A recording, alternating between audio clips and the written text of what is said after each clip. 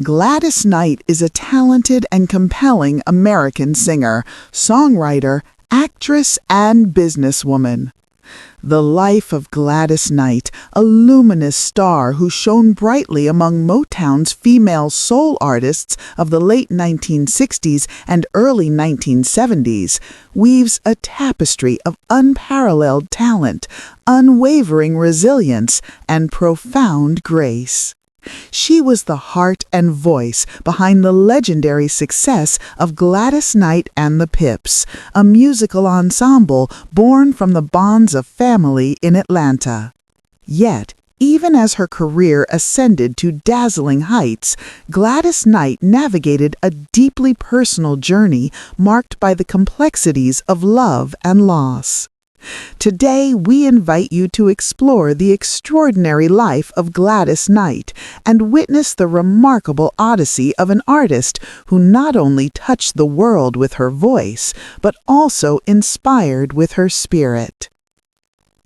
Gladys Maria Knight, affectionately known as the Empress of Soul, graced the world with her presence on May 28, 1944. A celebrated American singer, songwriter, actress, and businesswoman, she has etched an indelible mark upon the annals of music and entertainment.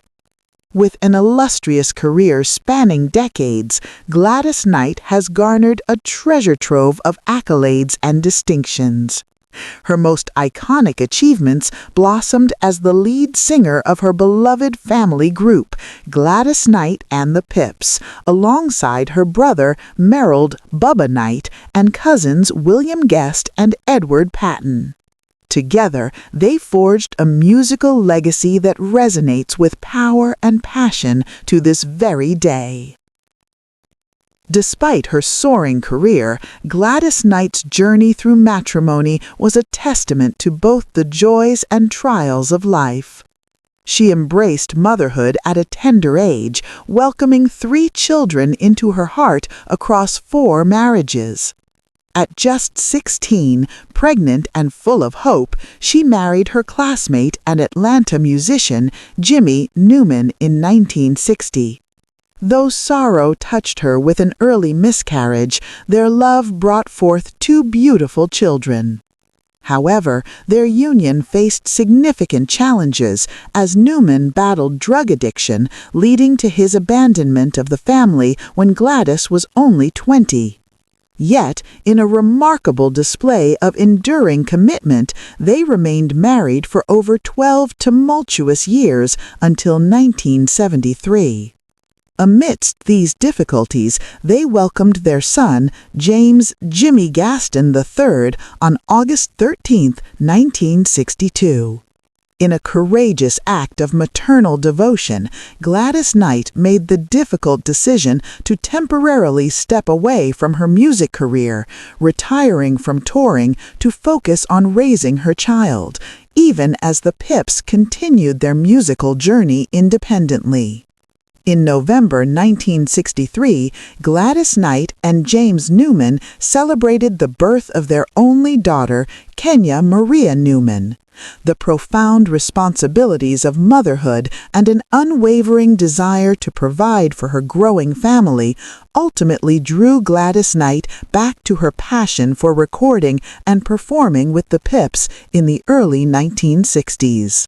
Gladys, James, and the Pips relocated to Detroit, embarking on a new chapter in their lives.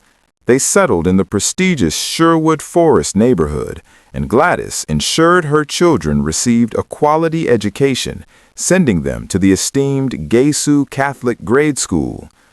Though challenges in their marriage persisted, after a 7-year separation, Gladys Knight made the difficult but resolute decision to divorce James Newman in 1973.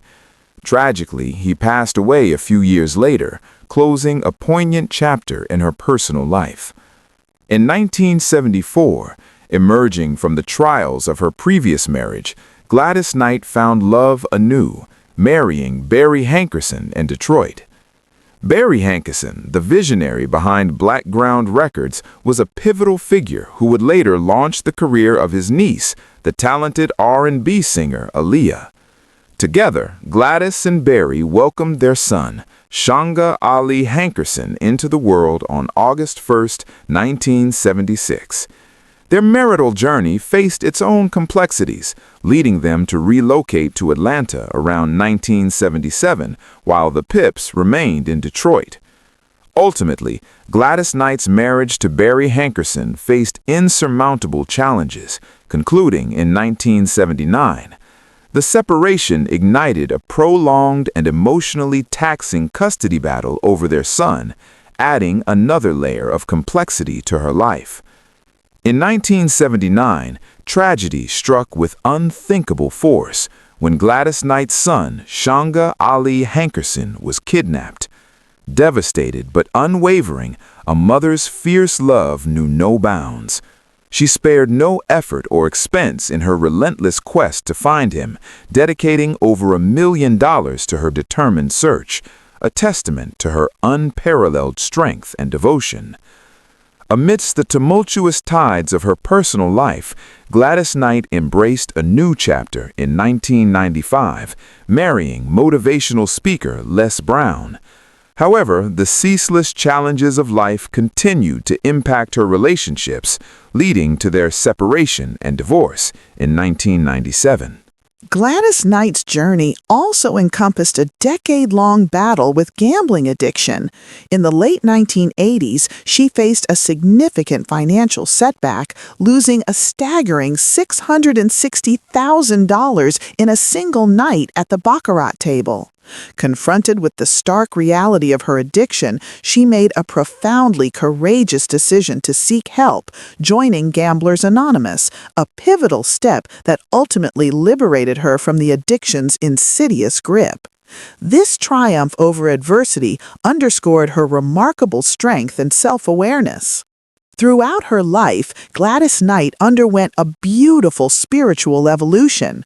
From her roots as a Baptist, she converted to Catholicism in 1997. Her spiritual path took another profound turn when she was baptized into the Church of Jesus Christ of Latter-day Saints, often known as the Mormon faith. This decision followed her son and daughter's conversions, a journey she embraced wholeheartedly. Notably, Gladys Knight's involvement with the LDS Church led to heart-warming and humorous interactions with LDS President Gordon B. Hinckley, whom she playfully suggested she needed to infuse more pep into their congregational music. To her delightful surprise, President Hinckley agreed, leading to the formation of the Grammy Award-winning Saints Unified Voices Gospel Music Choir. Additionally, Gladys Knight embraced a leadership role, guiding the B1 Choir at the B1 40th anniversary celebration of the Revelation on the Priesthood. During a significant phase of her career, Gladys Knight's son, Jimmy Newman, played a pivotal role, managing her career through his company, Newman Management, Inc. However, sorrow once again cast its shadow when Jimmy Newman tragically passed away from heart failure on July 10, 1999, at the young age of 36. His untimely death left a profound void in the family. Jimmy Newman was survived by his wife, Micheline, and their cherished children, including daughters Nastasia and Gabrielle, and sons Ron, Stefan, and Sterling. This loss was an intensely emotional and challenging period for Gladys Knight and her family, yet she faced it with enduring grace. In 2001, Gladys Knight embarked on a joyous new chapter in her personal life when she married William McDowell. Their union beautifully brought together their families, creating a large and wonderfully extended network. Gladys and William share a combined total of 17 grandchildren and 10 great-grandchildren, forming a close-knit and vibrant family. They made their home in Fairview, North Carolina, establishing a deep connection to their community by owning the former Reynolds High School in Asheville, which now serves as a cherished community center, embodying their commitment to local upliftment. Beyond her personal journey, Gladys Knight has consistently been a passionate advocate for important causes. In 2017, she lent her powerful voice to raise funds for the Children's Learning Centers of Fairfield County. The fundraising event, held at the Palace Theater and co-hosted by Carol Ann Riddell and Alan Kalter, triumphantly raised $400,000 to benefit this crucial organization. Gladys Knight's journey is truly one marked by unwavering resilience, profound love for family, and an enduring commitment to making a positive impact on the world, both through her soul-stirring music and her heartfelt philanthropic efforts. Her ability to navigate life's highs and lows with grace and purpose is a powerful testament to her indomitable spirit. Now, let us delve into Gladys Knight's accomplished career. Throughout the 1960s, 1970s, and 1980s, Gladys Knight and the Pips recorded a string of timeless hits that captivated audiences worldwide. Their soulful harmonies and Knight's electrifying vocals made them a household name, creating music that resonated deeply within the hearts of millions. Notably, they soared to the top of the Billboard Hot 100 with two #1 singles, Midnight Train to Georgia and That's What Friends Are For, the latter a sublime collaboration with music legends Dionne Warwick, Sir Elton John, and Stevie Wonder. In addition to their chart-topping singles, the group achieved an impressive 11 #1 R&B singles and released 6 #1 R&B albums. Their remarkable success stands as a testament to their enduring talent, collective brilliance, and musical excellence. Gladys Knight's extraordinary contributions to the music industry have been honored with 7 Grammy Awards, 4 as a solo artist and 3 with the Pips. Her exceptional artistry and vocal prowess have forever solidified her place among the most celebrated artists in history. Furthermore, 2 of her signature songs, I Heard It Through the Grapevine and Midnight Train to Georgia, have been rightfully inducted into the Grammy Hall of Fame for their profound historical and artistic significance. Beyond her musical achievements, Gladys Knight's impact gracefully extends to other realms of entertainment. She recorded the evocative theme song for the 1989 James Bond film License to Kill, showcasing her remarkable versatility as an artist. Rolling Stone magazine, in recognition of her unparalleled talent, named her one of the 100 greatest singers of all time, a powerful testament to her enduring influence on the music industry. In acknowledgement of her outstanding contributions to the arts, Gladys Knight has received prestigious honors, including the National Medal of Arts and the Kennedy Center Honors. Additionally, she is an esteemed inductee into both the Rock and Roll Hall of Fame and the Vocal Group Hall of Fame alongside her cherished Pips. Are you curious about Gladys Knight's formative years? Gladys Maria Knight was born in Atlanta to her loving parents, Merrill Woodlow Knight Sr., a dedicated postal worker, and Sarah Elizabeth Woods. She grew up alongside her siblings, including a sister named Brenda and a brother named Merrill Bubba Knight Jr., though they also faced the sorrow of losing another brother, David Billy Knight. Gladys Knight's musical journey began at a remarkably young age in the late 1940s and early 1950s. She first discovered her profound love for singing while participating in her church choir, where her extraordinary talent began to truly shine. Her incredible vocal abilities soon captured the attention of a wider audience when she achieved a significant milestone at the tender age of 8. On July 1, 1952, she triumphed on Ted Mack's The Original Amateur Hour TV show contest, a remarkable achievement that brilliantly foreshadowed her future as a music legend. Notably, the formation of the iconic group Gladys Knight and the Pips was rooted in a serendipitous and heartwarming event. During Bubba's 10th birthday party, a record player malfunction prompted Gladys, her brother Bubba, sister Brenda, and their cousins Eleanor and William Guest to perform together impromptu. This magical performance ignited a spark, leading them to form a formal group, a decision lovingly encouraged by Gladys's mother, Elizabeth Knight. The group joyfully settled on the name The Pips, drawing inspiration from the nickname of their cousin, James Pip Woods. As they honed their innate musical talents, they began participating in talent shows in their hometown of Atlanta, consistently winning these contests with their undeniable charm and skill. Their burgeoning success attracted the attention of astute music industry professionals, eventually leading to a record contract with Brunswick Records in 1957. At Brunswick, the group released 2 recordings, and while they did not achieve chart success at that moment, they began to gain valuable recognition by opening for renowned R&B acts such as Jackie Wilson and Sam Cooke. Despite these initial setbacks, the group's journey pressed onward. In 1959, Brunswick Records ended their contract, and during this period, both Brenda Knight and Eleanor Guest made the heartfelt decision to step away from the Pips to focus on starting families. To fill the creative void, they welcomed new members into the fold, another cousin, Edward Patton, and a friend named Langston George. This evolution marked the early stages of the group's storied career, which would go on to majestically shape the landscape of soul music. In 1961, Gladys Knight and the Pips embarked on a pivotal phase of their musical journey. They recorded the heartfelt song Every Beat of My Heart, penned by Johnny Otis. At this juncture, the group did not have a record label to promote their exquisite music.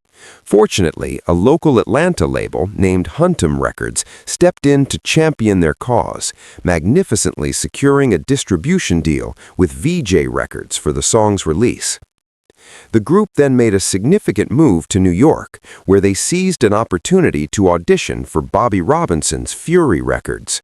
However, they soon discovered that their hit song, Every Beat of My Heart, was already gaining widespread popularity, yet they were not reaping the financial benefits they so richly deserved.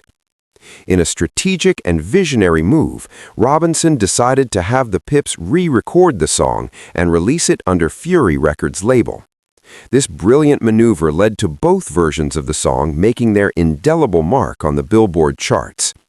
The Huntum Yee version of Every Beat of My Heart achieved a remarkable feat, soaring to number 6 on the Billboard Hot 100 chart. Concurrent with this success, the group underwent a significant name change, proudly adopting the moniker Gladys Knight and the Pips. As their career continued to flourish, they released the single Letter Full of Tears later in 1961, which became another triumphant top 40 hit in early 1962. Building on this vibrant momentum, the group released a series of singles under Fury Records' label. However, in 1962, Langston George, a valued member of the group, made his departure. During the same year, Gladys Knight, embracing the joys of family, decided to take a temporary break from the group to start a family with her husband, musician Jimmy Newman. Her absence, though notable, was temporary, and she triumphantly returned to the fold in 1964. This pivotal reunion led to the group signing with Larry Maxwell's Max label, marking a radiant new chapter in their musical journey. Under the Max label, they collaborated with the talented producer Van McCoy and released several noteworthy hits. These songs, released during their Max label era, brilliantly showcased their evolving sound and marked yet another vibrant chapter in the legendary career of Gladys Knight and the Pips. Gladys Knight and the Pips embarked on a truly significant phase in their career when they joined the Motown Records roster in 1966. Even without an immediate chart-topping hit, initially perceived as an underdog destined for the second string by her label, an extraordinary talent was about to defy all expectations. This powerhouse, Gladys Knight and the Pips, would soon unleash a string of major hit singles during their early Motown career, ascending to remarkable success that echoed through the industry. Their undeniable brilliance even graced the stage as the opening act for the legendary Diana Ross and the Supremes. In her memoirs, Gladys Knight courageously revealed that their soulful performances, which captivated audiences and undeniably overshadowed the headliner, led to their removal from the tour. It was a testament to Knight's magnetic stage presence. Barry Gordy, the visionary head of Motown, later confirmed that their act was indeed providing formidable competition to his star. In a pivotal moment of artistic bravery and strategic vision in 1973, they made a courageous leap, departing Motown Records for a more promising deal with Buddha Records. This transition marked a magnificent turning point, propelling them to even greater mainstream success. The year 1973 became a landmark, witnessing chart-topping triumphs, including the iconic Grammy-winning Midnight Train to Georgia, which soared to #1 on both pop and R&B charts. Their unwavering string of successes continued with beloved anthems like I've Got to Use My Imagination, The Way We Were, Try to Remember, and Best Thing That Ever Happened to Me. During the summer of 1974, Gladys Knight and the Pips embarked on another creative journey, recording the profound soundtrack for the film Claudine with the renowned producer Curtis Mayfield. This collaboration birthed notable tracks such as On and On, The Makings of You, and Make Yours a Happy Home, further showcasing their expansive talent. Their music, a universal language of soul, found a passionate and devoted audience in Europe, particularly in the United Kingdom, where several of their Buddha singles enjoyed triumphant success, often years after their initial release in the United States. A vivid example of their enduring power, Midnight Train to Georgia majestically reached the top 5 of the UK singles chart in the summer of 1976, a remarkable 3 years after its original stateside glory. As the late 1970s dawned, legal complexities compelled a new phase in their journey, leading Gladys Knight and the Pips to record separately. This development, far from being a setback, marked a significant transition, paving the way for Gladys Knight's incandescent solo career. She unveiled her first solo LPs, Miss Gladys Knight, in 1978 on Buddha Records and Gladys Knight in 1979 on Columbia Records, each a testament to her individual artistry.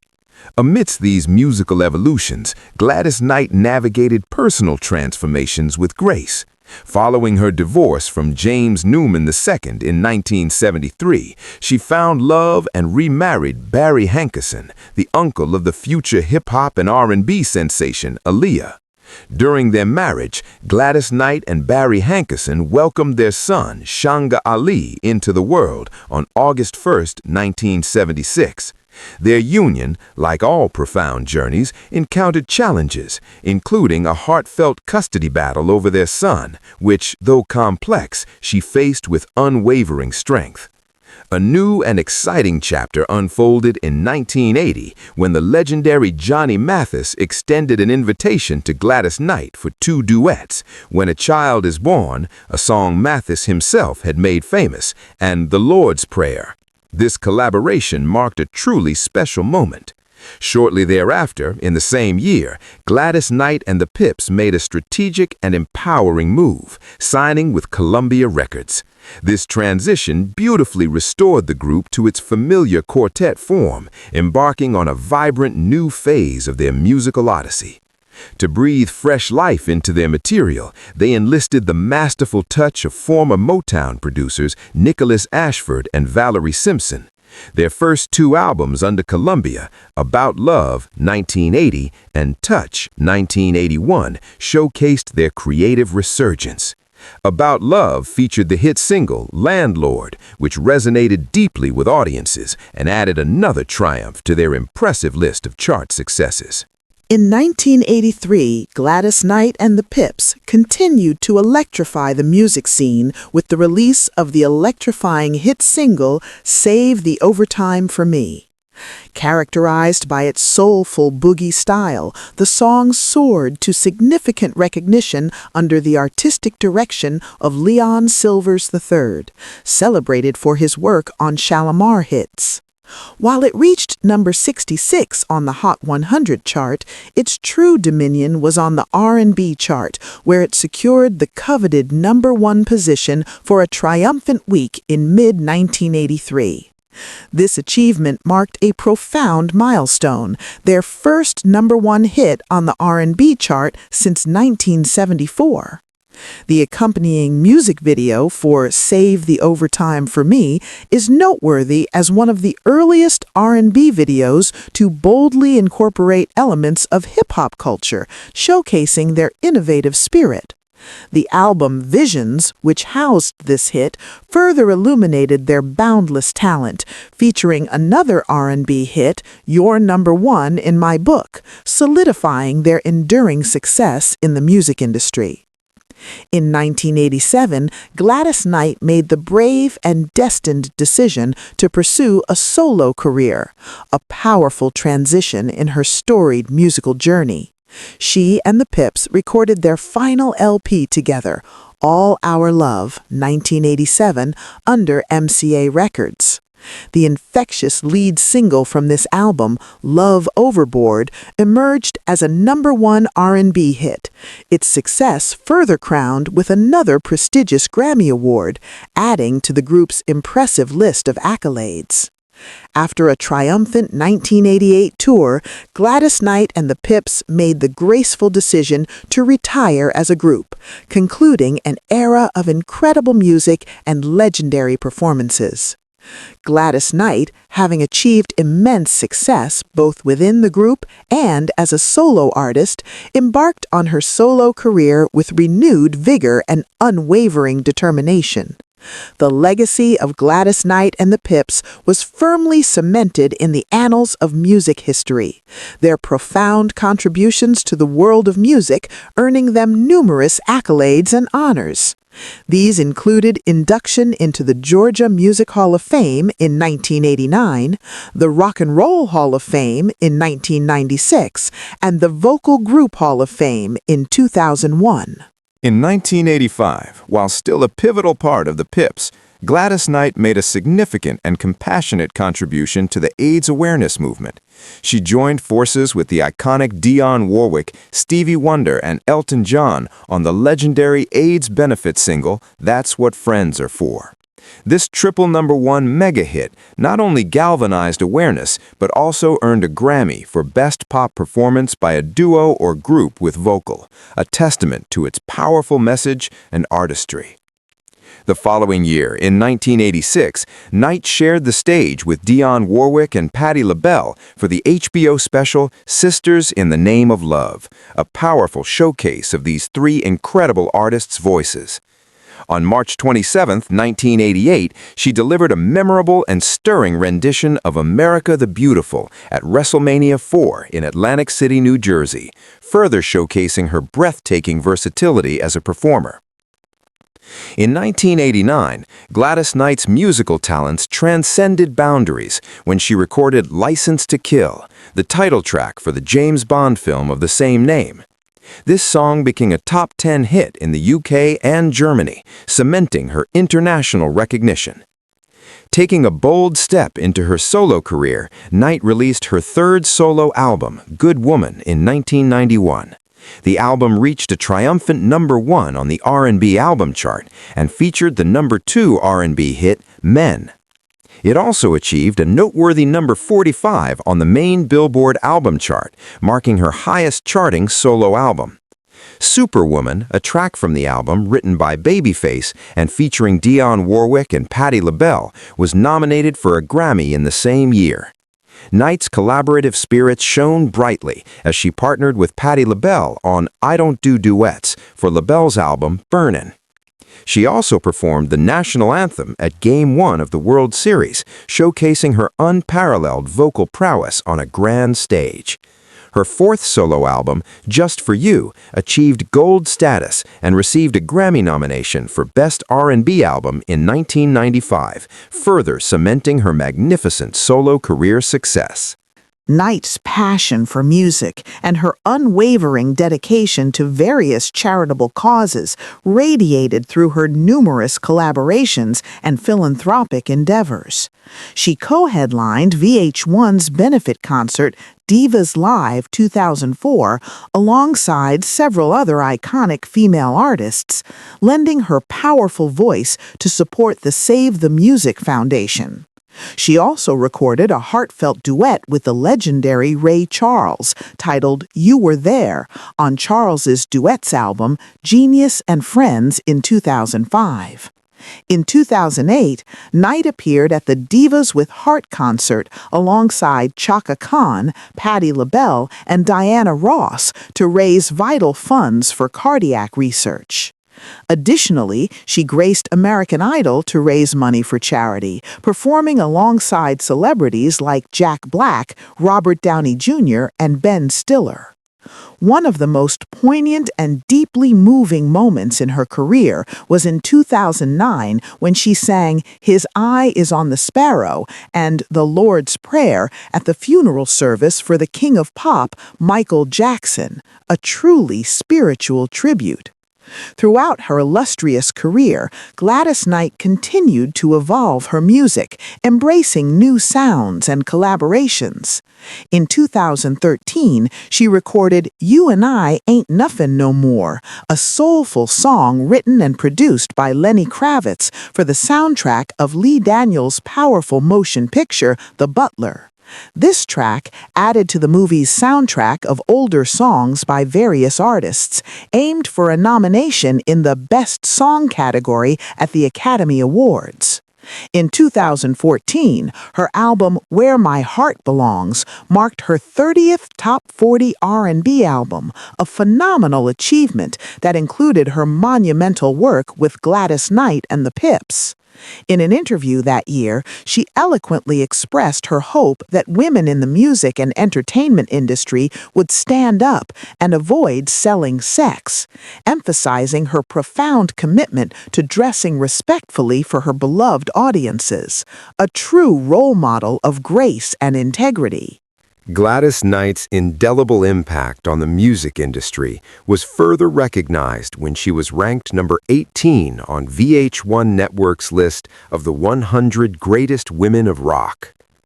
In 2019, she accepted an invitation to sing the national anthem at Super Bowl L53, a decision that garnered both fervent support and thoughtful criticism due to the ongoing controversy surrounding Colin Kaepernick's protests against police brutality during pre-game anthem ceremonies.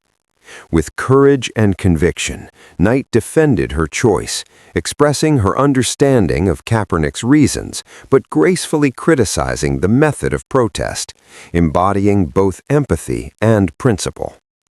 Gladys Knight's legacy continued to flourish in 2019 when she was invited to perform at the 100th anniversary of the Delaware State Fair, a testament to her enduring appeal. In 2022, her remarkable contributions to music and culture were honored with the prestigious Kennedy Center Honors, presented by U.S. President Joe Biden, a pinnacle of artistic recognition. She also headlined a U.S.-Africa Leaders Summit dinner at the White House, showcasing her enduring influence on the global stage. Gladys Knight's life and career stand as a magnificent symphony of talent, resilience, and unwavering spirit, a true legend who continues to inspire generations.